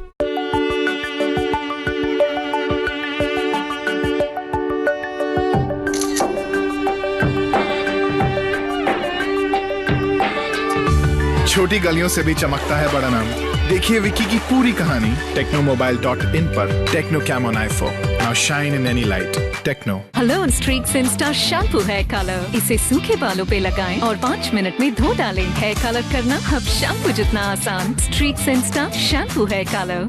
और इस इलेक्शन में जनता के सर पे क्या है? अरे आप देखिए ना, dusty dust college, airport, IT park बन रहा है, प्रोग्रेस। और ये फर्क नजरिए का नहीं, एक्सटीरियर पेंट का है। Berger anti dust paint, dust guard technology धूल को दीवारों पे टिकने ही ना दे। Berger anti dust paint. ये पेंटिंग्स चिल्ला चिल्ला के अपनी ब्यूटी दिखा रही हैं, तो पढ़ी अनपढ़ी हर किताब इस दीवार पे हल्ला मचा रही है। फ्रेंच विंडो ने इस दीवार को सजाया है, हर छोटा बड़ा चेहरा लुक एट मी चिल्लाया है। चारों दीवारें कितना भी चिल्लाएं, पर सारा अटेंशन ये शांत सुंदर 5वीं दीवार ले जाए। Havells stealth series designer fans, जो दे मैक्सिमम एयर डिलीवरी और lowest noise. Havells fans ceiling art, बिना शोर मचाए सारा अटेंशन ले जाए।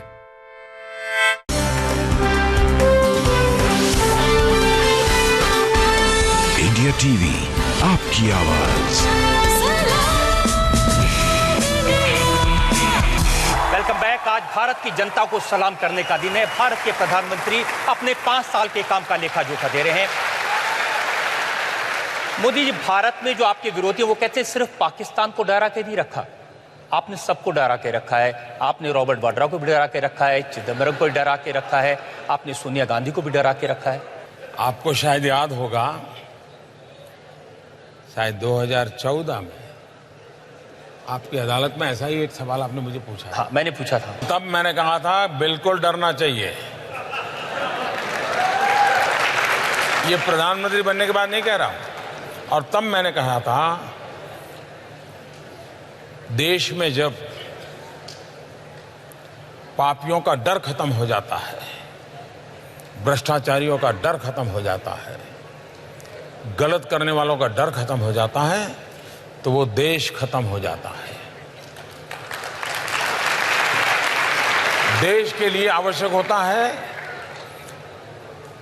जो आतंकवादी है, विघटनकारी है, उनको मेरी सेना का डर होना चाहिए, मेरे सुरक्षा बलों का डर होना चाहिए। जो भ्रष्ट आचरण करते हैं, बेईमानी करते हैं, उनको कानून का डर होना चाहिए। जो नीति विरुद्ध काम करते हैं, उनको नेक और नियत का डर होना चाहिए। और इसलिए ये डर अच्छा है।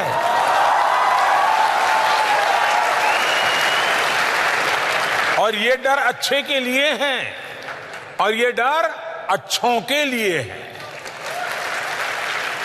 लेकिन ये जो आप कहते हैं कि ये विरोधी दल इकट्ठे हो गए, महामिलावट है, तो ये महामिलावट आपके डर से तो हुई? आपके डर से अखिलेश यादव और मायावती साथ आ गए? आप देखिए,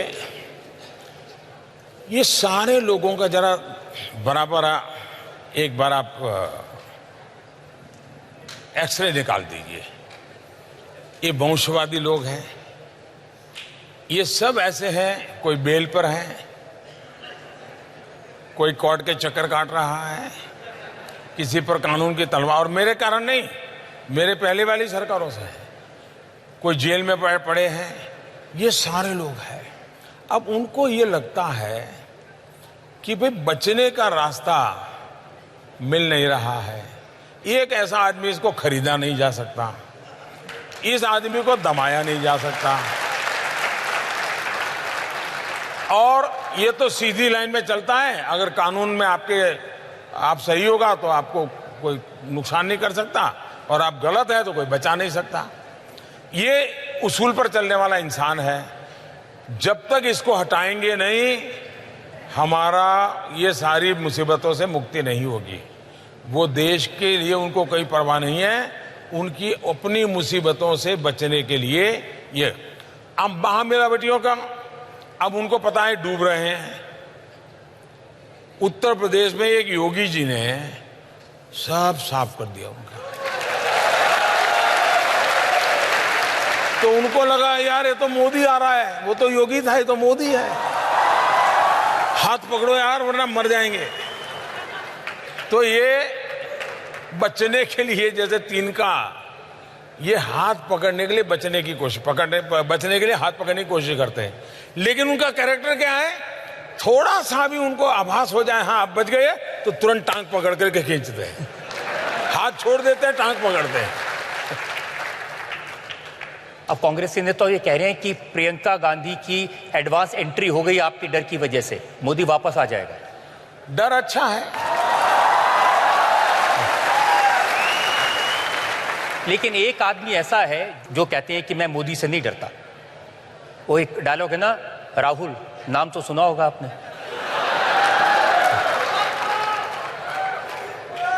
वो कहते हैं कि मोदी जी मेरे सामने ठहर नहीं सकते।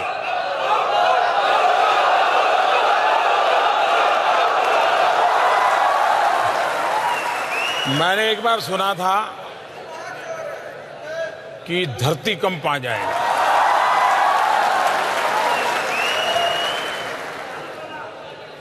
तो मैं उस दिन पूरा दिन पार्लियामेंट में बैठा।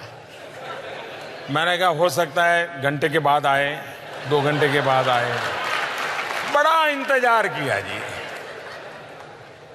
नहीं आए।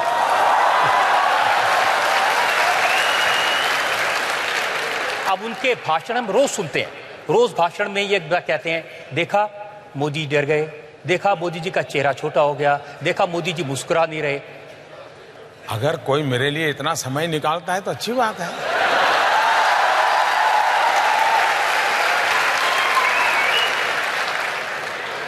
कोई तो है जो हम थके हुए वो कह रहा है, हम हमारी चिंता कर रहा है, अच्छी चीज है। रोज कहते हैं जी कि चौकीदार चोर है, रोज कहते हैं।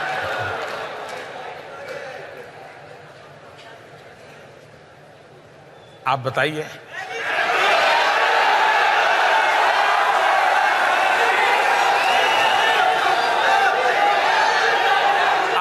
हिंदुस्तान के किसी भी कोने में पूछ लेना, मुझे पूछना ही नहीं पड़ेगा।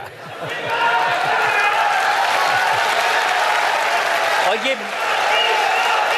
उनके जो भाषण हैं चुनाव में वो यही है, चौकीदार चोर है, और अनिल अंबानी की जेब में नरेंद्र मोदी ने 30,000 करोड़ रुपए डाल दिए। मैंने कभी सुना 1,30,000 करोड़, कभी सुना 40,000 करोड़, कभी सुना 80,000 करोड़। इतने आंकड़े बोलते गए हैं, पता नहीं अब वो कौन से वाला सही माने कौन से वाला गलत माने, कुछ समझ ही नहीं आ रहा है जी। एक आंकड़ा हमारे पास में है, वो मैं आपको वीडियो पे सुनाना चाहता हूं। गुजरात के एक उद्योगपति को आपने कितनी जमीन दी, ये आप सुनिए, आप भी आश्चर्यचकित रह जाएंगे। नरेंद्र मोदी जी ने गुजरात में 45,000 करोड़ एकड़ आपसे छीनकर मुंद्रा में एक उद्योगपति को देते हैं। मोदी जी की जमीन नहीं थी, गुजरात के किसानों की, गुजरात के गरीब लोगों की, गुजरात के आदिवासियों की जमीन थी।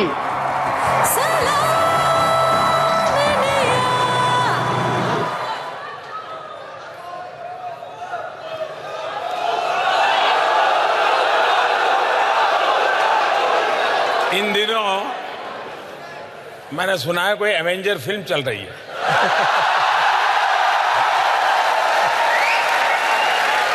और कहते हैं कि भिन्न भिन्न ग्रहों के लोग उसमें शामिल होते हैं। हो सकता है कि जो एवेंजर फिल्म वाला स्क्रिप्ट राइटर होगा ना, उसने जब दुनिया के ब्रह्मांड के सभी लोग की साइज क्या है वो अपने स्क्रिप्ट के लिए शायद लिखा होगा आंकड़ा, वो शायद इनकी टोली में आ गया होगा। उनका एक नया 72,000 रुपए सालाना देंगे गरीबों को। उनके गुरु को मीडिया वालों ने पूछा तो गुरु ने कहा कि मिडिल क्लास सेल्फिश हैं, मिडिल क्लास स्वार्थी हैं, हम मिडिल क्लास पर टैक्स लगाएंगे, मिडिल क्लास से पैसे निकालेंगे और उस पैसों से हम ये योजनाएं चलाएंगे। तो उनके जो गुरु है उन्होंने तो मिडिल क्लास को कैसे खत्म कर देंगे उसकी पूरी ब्लूप्रिंट बना करके रखी है जी।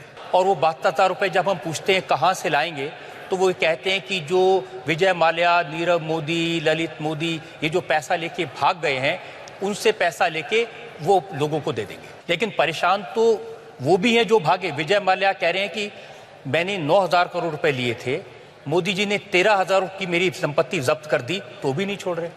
मैंने कानून बनाए हैं, कोई बच नहीं पाएगा। जो लूटा है देश का पाई पाई देना पड़ेगा और विदेशों में भी जेल में जाकर के रहना पड़ेगा, उनको यहां आना भी पड़ेगा, कोई बचा नहीं सकता है। और मिलकर जब्त की है, ऑक्शन करते चले जा रहे हैं, रुपए जमा होते जा रहे हैं, बैंकों को मिलते चले जा रहे हैं, कोई बचने वाला नहीं है जी। इसीलिए आपके लिए कहा है, चोर कांपे चमचे कांपे, चोर कांपे चमचे कांपे, कांपे हर गद्दार, देश का बच्चा बच्चा बोल रहा है मैं भी चौकीदार।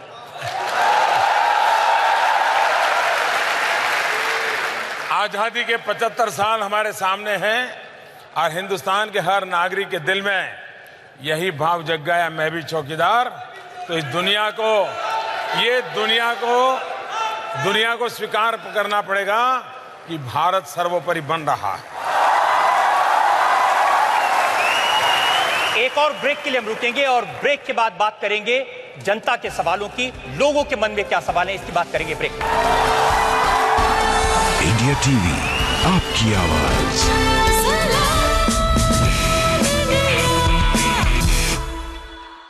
थैंक गॉड हमारी शादी हो गई। क्यों? बॉयफ्रेंड को हर छोटी सी छोटी चीज का ध्यान रखना पड़ता है, जैसे डेट पे गिफ्ट लाना, लेकिन अब नहीं करना पड़ेगा, अब नो टेंशन। अरे बेबी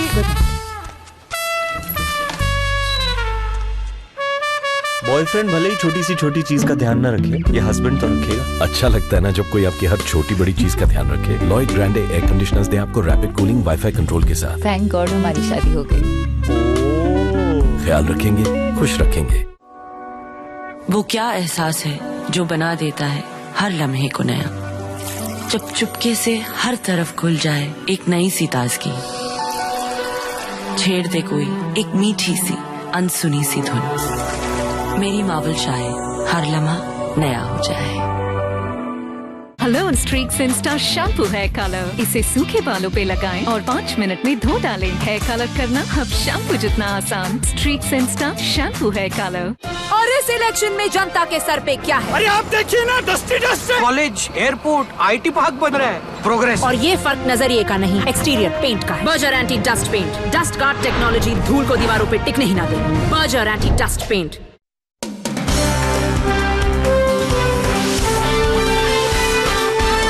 इंडिया टीवी, आपकी आवाज। Welcome back. मेरे साथ हैं भारत के प्रधानमंत्री नरेंद्र मोदी और देश की जनता। मौका है देश के चुनाव का और मौका है प्रधानमंत्री से उनके काम के बारे में पूछने का। जनता के कुछ सवाल मेरे पास में। बाबला कोचर का एक सवाल है। आजकल जितने भी विरोधी दल के नेता हैं एक सुर में एक ही गीत गाते हैं, मोदी हटाओ, मोदी हटाओ, मोदी हटाओ। उसके लिए साम दाम दंड भेद कुछ भी अपनाओ। जब आप तक ये बात पहुंचती है तो क्या प्रतिक्रिया होती है? गुस्सा आता है, हंसी आती है, क्या प्रतिक्रिया होती है? मैं उनका आभारी हूं कि उन्होंने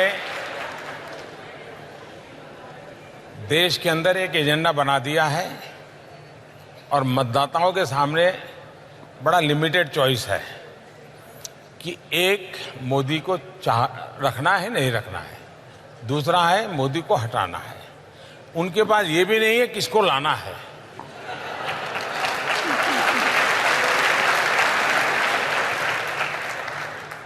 उनके पास ये भी नहीं है कि मोदी को हटाना क्यों है। दूसरी तरफ देश को पता है कि मोदी क्या क्या हटाना चाहता है और मोदी जो जो हटाना चाहता है उस आंधी में इन सबका बचना बड़ा मुश्किल है जी। मुकेश लूथरा का सवाल मेरे पास में है। मेरा काम मुझे बहुत देशों में और बहुत शहरों में लेके जाता है और सब लोग उस समय जब बात करता था उनसे सब यही कहा करते थे कि मोदी जी हिंदूवादी हैं। और आजकल तो ये देखा जा रहा है कि विपक्ष के नेता पहले जहाँ जाते हैं पहले शिव मंदिर से, राम मंदिर से शुरू करते हैं और अपने आप को भी हिंदू कहना शुरू कर दिया है। तो इतना बदलाव ये कैसे आया? इस बदलाव से भ्रमित होने की जरूरत नहीं है। ये सीजनल कारोबार है।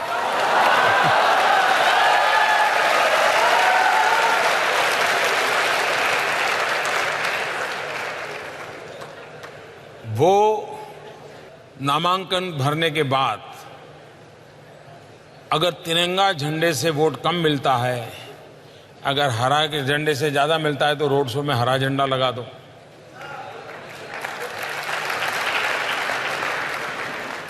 और इसलिए इस सीजनल जो कारोबार करते हैं उनकी राजनीति चल जाती है, लेकिन न उससे देश चलता है न जनता का विश्वास चलता है। दूसरी बात है कि सच्चे दिल से किसी भी व्यक्ति में अगर परिवर्तन आ रहा है तो हमें उसको मदद करनी चाहिए, शक क्यों करना चाहिए।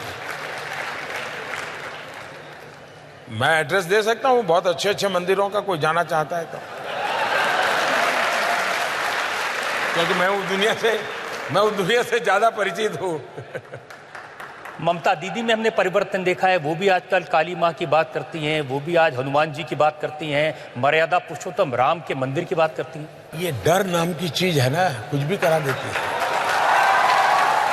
ये नैतिकता का डर, सिद्धांतों का डर, आदर्शों का डर, 5 साल के कार्यकाल का डर, ये अच्छों को किसी को बजरंगबली बुलवा देगा, किसी को शिव भक्त बना देगा, किसी को काली भक्त बना देगा। देश का माहौल बन रहा है, सबको मुख्य धारा में आने के लिए मजबूर कर रहा है। एक सोनी पांडे का सवाल मेरे पास में है। माननीय प्रधानमंत्री जी को सादर प्रणाम। चूंकि मैं एक गृहिणी हूं तो मेरा सवाल किचन से ही आता है। पिछले चुनाव में महंगाई एक बहुत बड़ा मुद्दा था, हाई महंगाई बहुत ज़ोरों से था, पर इस बार हम देख रहे हैं कि ये मुद्दा बिल्कुल नल एंड वाइड है और विपक्ष इस बात के लिए बहुत परेशान है कि आप मतलब अब वो चुनाव लड़े तो लड़े किस बात पे, और उन्हें आपसे शायद इस बात की शिकायत भी है कि आपने उनके लिए कोई मुद्दे नहीं छोड़े। इस पर आप क्या कहेंगे? बहुत अच्छा सवाल आपने पूछा। 2014 के अखबार निकाल दीजिए, 2013-14 के। हर दिन खबर क्या होती थी? बहन बेटियों की असुरक्षा की खबरें रहती थी। महंगाई, दाल का दाम इतना, दाल का दाम इतना, दाल का दाम इतना, पूरा चुनाव का मुद्दा बन गया था। फिर दूसरा, घोटाले, कोयला में घोटाला, 2G में घोटाला, सबमरीन में घोटाला, हेलीकॉप्टर में घोटाला। 3 खबरों से भरा पड़ा रहता था और चुनाव शुरू होने से पहले एक प्रकार से माइंड ऑक्यूपाई कर लिया था। पिछले 5 साल में हमारी सरकार की एक विशेषता रही है, करीब करीब 90 के बाद और एक प्रकार से तो आजादी के बाद 5 साल हाईएस्ट ग्रोथ रेट रहा हो और लोएस्ट इन्फ्लेशन रहा हो, तो इसी सरकार ने मॉडल दिया है। ये अपने आप में एक बहुत बड़ा अचीवमेंट है और ये सिद्धि को अभी हम उत्सव मनाना सीखे नहीं है और इसके कारण नेगेटिविटी का जो अभाव है उसके कारण चुनाव डर लगता होगा, लेकिन सिद्धि का उत्सव भी हो सकता है। और इस चुनाव में मैं हमेशा कह रहा हूं कि बहुत सालों के बाद प्रो इनकम्बेंसी वेव है। आमतौर पर ज्यादा वोट होता है सरकार को हटाने के लिए। इस बार देखा जा रहा है कि बढ़ चढ़ करके 2014 से ज्यादा वोट हो रहा है इस सरकार को दोबारा बिठाने के लिए। एक सोशल मीडिया से सवाल जो कुछ आए हैं, एक सवाल बड़ा इंटरेस्टिंग है। उन्होंने कहा कि कहीं आपने हिसाब दिया था एक दिन में आप जनता के लिए क्या क्या करते हैं, ये अगर आप बताएं जनता। बड़ा इंटरेस्टिंग है। मेरे पास अभी एग्जैक्ट आंकड़े याद नहीं है, वरना मैं कोई भी आंकड़ा बोलूंगा तो फैक्ट चेक वाले निकल पड़ेंगे और ये मेरा पूरा महीने घंटे भर की मीटिंग और आपकी मेहनत सब पानी में जाएगा। क्यों? एक आंकड़ा निकल आएगा, देखो मोदी झूठ बोला, मोदी झूठ बोला, मोदी झूठ बोला। मैं रजत जी से विशेष आग्रह करूंगा कि मैं इसका लिखित एक डिटेल भेज दूंगा आपको, ताकि कोई गलत जानकारी देश को नहीं जानी चाहिए।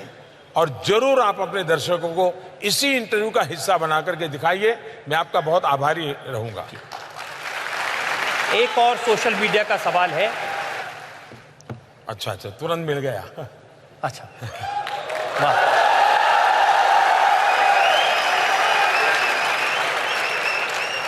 मैं अपने पास चीजें रेडी रखता हूं वैसे, लेकिन मैंने सोचा जाए जी हाँ, लेकिन आपको इजाजत हो तो मैं पढ़ जी सकता हूं? बताइए, अच्छा हो जाएगा ये। हाँ, हर रोज प्रधानमंत्री उज्ज्वला योजना के तहत लगभग 70,000 माताओं को मुफ्त गैस कनेक्शन मिल रहे हैं।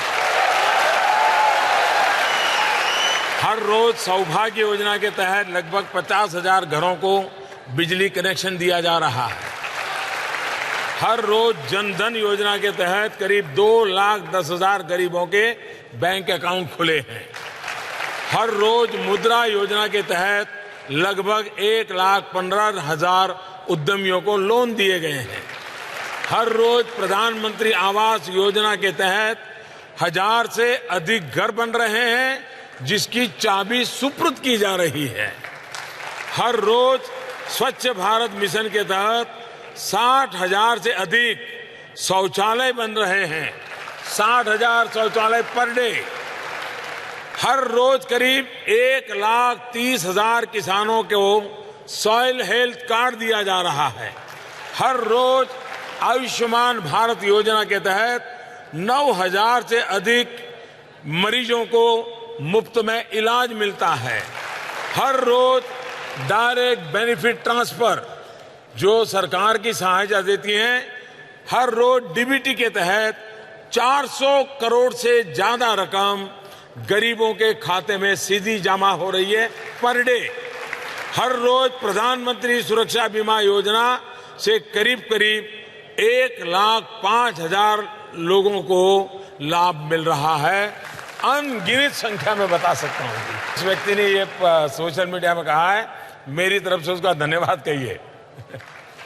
एक और सवाल सोशल मीडिया का मेरे पास में है। वो कह रहे हैं कि राहुल गांधी हर रोज कहते हैं कि आपने वादा किया था कि 2 करोड़ लोगों को हर साल रोजगार देंगे। वो कह रहे हैं मैं हर जगह ढूंढ रहा हूं, आपने कहां वादा किया था ये तो बता दें कम से कम।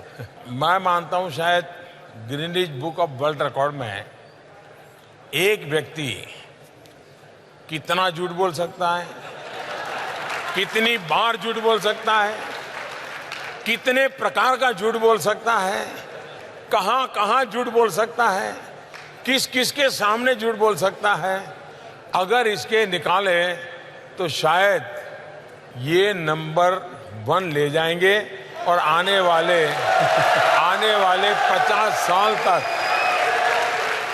लेकिन ये जो रोजगारी वाला उनका झूठ है वो मुझे सूट करता है, इसलिए आप हैरान हो जाएंगे। हमने मुद्रा योजना निकाली। मुद्रा योजना में बिना बैंक गारंटी हम लोन देते हैं। लोन लेने वाला कारोबार करने के लिए लोन लेता है। 4.25 करोड़ लोग वो हैं जिन्होंने जिंदगी में पहली बार बैंक से लोन लिया। 4.25 करोड़। इसका मतलब उन्होंने कोई रोजगार शुरू किया, इसका मतलब उन्होंने किसी एक को रोजगार दिया, किसी ने 2 को रोजगार दिया। करीब इन 5 साल के कार्यकाल में 6 लाख नए प्रोफेशनल्स आए। चार्टर्ड अकाउंटेंट्स हो, वकील हो, डॉक्टर हो, 6 लाख प्रोफेशनल्स आना मतलब किसी ने 2 लोगों को रोजगार दिया होगा, किसी ने 3 को दिया होगा, किसी ने 5 को दिया होगा, रोजगार दिया। हमारे देश के अंदर पहले जितने रोड बनते थे उससे आज डबल रोड बन रहे हैं। तो मैन पावर लगा होगा, रोजगार बढ़ा होगा। पहले जितनी रेलवे बनती थी उससे डबल रेलवे बन रही है। पहले जितना इलेक्ट्रिफिकेशन होता था उससे डबल इलेक्ट्रिफिकेशन हो रहा है। इसका मतलब यह हुआ कि इन सारे कामों में रोजगार बढ़ा है। पहले सरकार ने अपने कार्यकाल में 25 लाख घर बनाए गरीबों के लिए, हमने 1.5 करोड़ बनाए, तो 6 गुना ज्यादा किसी न किसी को रोजगार मिला होगा। मैं अनगिनत चीजें आपको बता सकता हूं, लेकिन एक झूठ चलाया जा रहा है तो मुझे भी वो झूठ सूट करता है। मुझे मौका मिलता है देश को ये अकाउंट देने का। मोदी जी, दिल्ली वाले पूछते हैं कि 5 साल हो गए आपको दिल्ली आए हुए, तो कभी आप आराम करते हैं, कभी रिलैक्स करते हैं, कभी सिनेमा देखते हैं, कभी? ऐसा है कि इन दिनों मनोरंजन देने वाले इतने लोग मैदान में आए हैं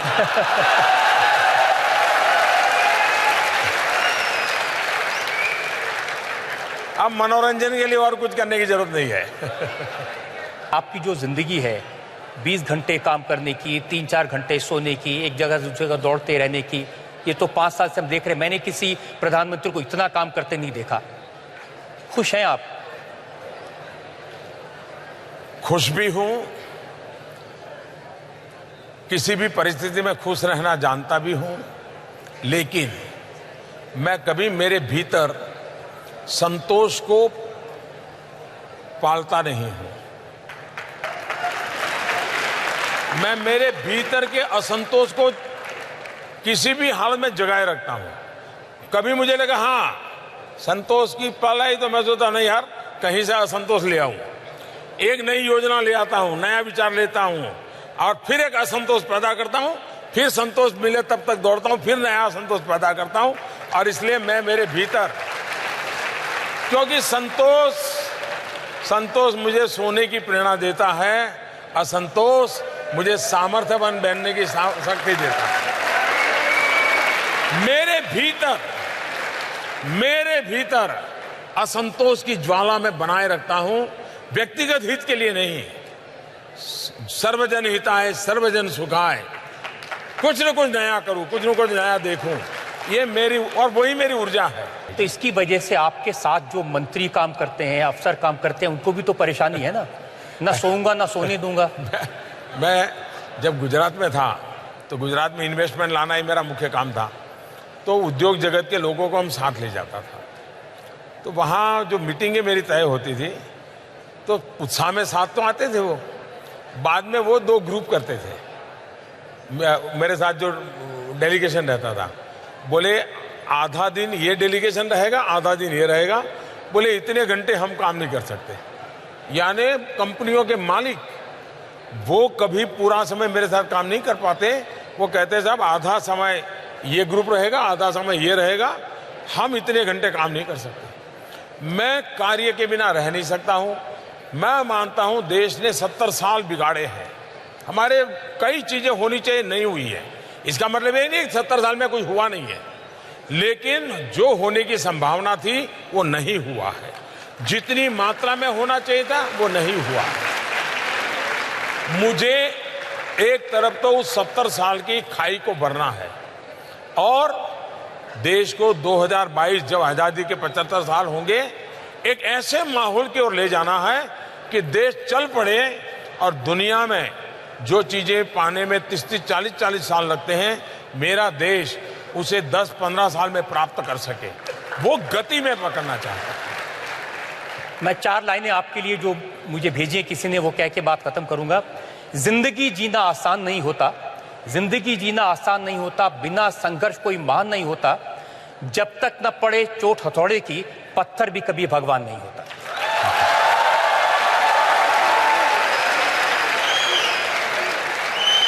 हमने बात की भारत के प्रधानमंत्री नरेंद्र मोदी से, उनके 5 साल के कामकाज पर। अब यह फैसला आपके हाथ में है, देश की जनता के हाथ में है। अगर आप नरेंद्र मोदी की बातों पर विश्वास करते हैं तो हाथ उठाकर ताली बजाकर समर्थन करें।